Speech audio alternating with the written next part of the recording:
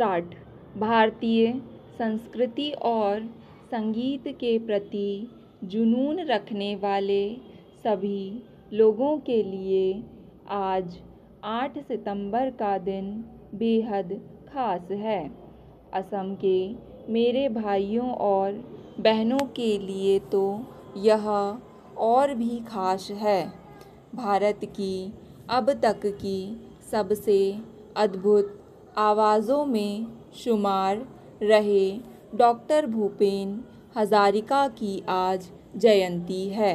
जैसा कि आप सभी जानते हैं, इस वर्ष उनके जन्म शताब्दी समारोह की शुरुआत हो रही है।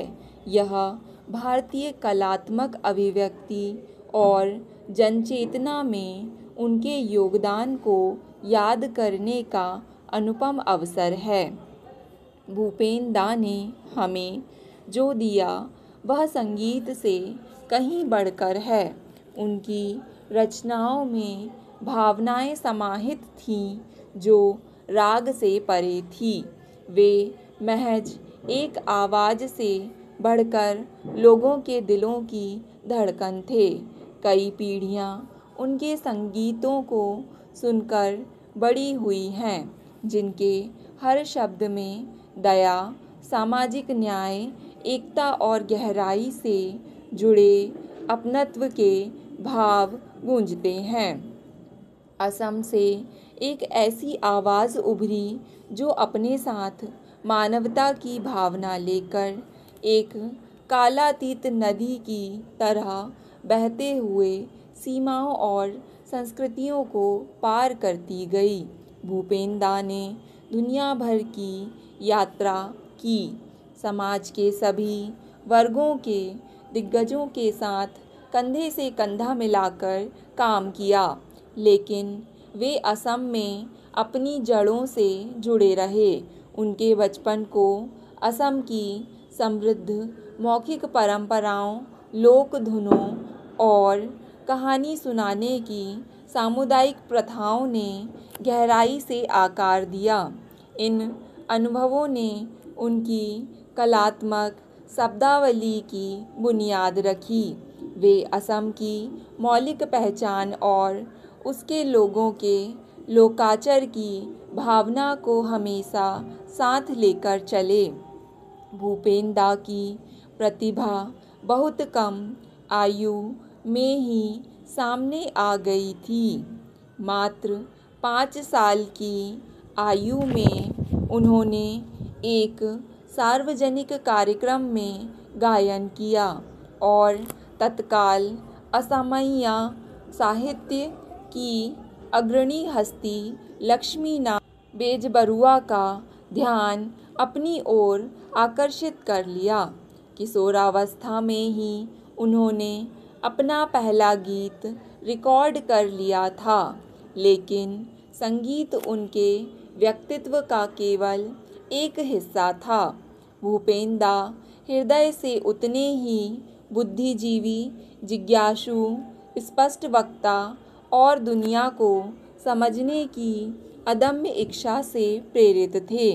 ज्योति प्रसाद अग्रवाल और विष्णु प्रसाद राभा जैसी सांस्कृतिक विभूतियों ने उनके मन पर गहरी छाप छोड़ी और उनकी जिज्ञासु प्रवृत्ति को भी गहन बनाया। सीखने की यही इच्छा थी जिसने उन्हें बनारस हिंदू विश्वविद्यालय के कॉटन कॉलेज में उत्कृष्ट बनाया और उन्हें अमेरिका ले गई, जहां वे उस समय के प्रमुख शिक्षाविदों, विचारकों और संगीतकारों के संपर्क में आए। उनकी मुलाकात महान कलाकार और civil rights leader Paul Robeson से हुई। रॉबसन का गीत ऑल मैन रिवर भूपेन दा की प्रतिष्ठित रचना विस्तीर्णों पारेरो के लिए प्रेरणा बना। अमेरिका की पूर्व महिला एलेनोर रूजवेल्ट ने भारतीय लोक संगीत की उनकी प्रस्तुति के लिए उन्हें स्वर्ण पदक से सम्मानित किया। भूपेन दा के पास अमेरिका में रहने का विकल्प था, लेकिन वे भारत लौट आए और पूरी तरह संगीत में रम गए। रेडियो से रंगमंच तक, फिल्मों से लेकर शैक्षिक वृत्त चित्रों तक, वे हर माध्यम में पारंगत थे। वे जहाँ भी गए, उन्होंने युवा प्रतिभाओं को प्रोत्साहित करने पर जोर दिया। उनकी रचनाओं में गीतात्मकता के साथ ही साथ सामाजिक संदेश भी थे, जिनमें गरीबों के लिए न्याय, ग्रामीण विकास, आम नागरिकों की शक्ति जैसे विषय शामिल थे। अपने संगीत के माध्यम से उन्होंने नाविकों, चाय बागानों के मजदूरों, महिलाओं, किसानों आदि की आकांक्षाओं को स्वर दिया। एक भारत श्रेष्ठ भारत की भावना भूपेन हजारिका के जीवन यात्रा में सशक्त रूप से अभिव्यक्त हुई। उनकी रचनाओं ने भाषाई और क्षेत्रीय सीमाओं को पार करते हुए देश भर के लोगों को एकजुट किया। उन्होंने असमिया, बंगाली और हिंदी में फिल्मों के लिए संगीत रचना की।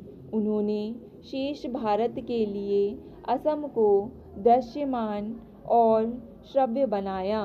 उन्होंने असम में रहने वाले लोगों और दुनिया भर में फैले असमिया प्रवासियों दोनों के लिए आधुनिक असम की सांस्कृतिक पहचान को आकार देने में योगदान दिया। यूँ तो भूपेन दा राजनीतिक व्यक्ति नहीं थे, फिर भी जनसेवा की दुनिया से जुड़े रहे। 1967 में वे असम के नौवोइचा क्षेत्र से निर्दलीय विधायक चुने गए, जिससे यह स्पष्ट हो गया कि उनका सार्वजनिक व्यक्तित्व जनता के विश्वास में कितनी गहराई से निहित था। बीते वर्षों में भारत की जनता और सरकार ने उनके अमूल्य योगदान की सराहना की है। उन्हें पद्मश्री, पद्म भूषण, पद्म विभूषण, दादा साहेब फाल्के पुरस्कार सहित कई पुरस्कारों से सम्मानित किया गया।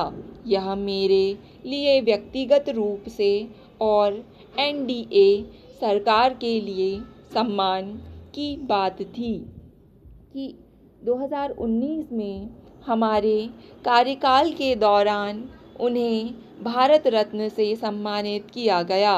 उन्हें यह सम्मान दिए जाने पर दुनिया भर, खासकर असम और पूर्वोत्तर के लोगों ने खुशी जाहिर की।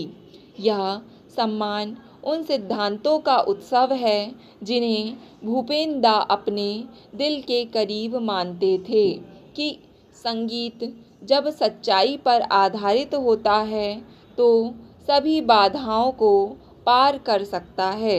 एक गीत लोगों के सपनों का भार उठा सकता है और दुनिया भर के दिलों को छू सकता है। मुझे याद है 2011 में भूपेन दा का निधन हुआ था। मैंने टेलीविज़न पर देखा था कि कैसे लाखों लोग उनके अंतिम संस्कार में शामिल हुए थे। उस समय हर आँख नम थी। अपने शानदार जीवन की तरह मृत्यु में भी उन्होंने लोगों को एकजुट किया। इसलिए यह उचित ही था कि उनका अंतिम संस्कार ब्रह्मपुत्र नदी के किनारे जालुकवाड़ी पहाड़ी पर किया गया।